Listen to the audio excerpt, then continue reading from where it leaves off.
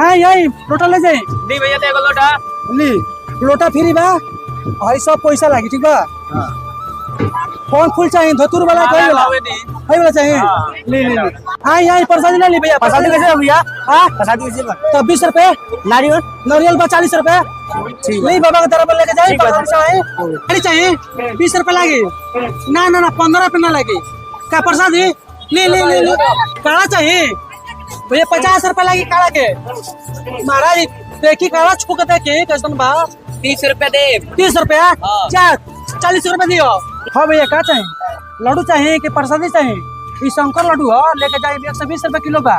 इहो बात बा पर पूरा ही नहीं रहुआ हई लड्डू लेके ना गए तो कोनो फायदा नहीं है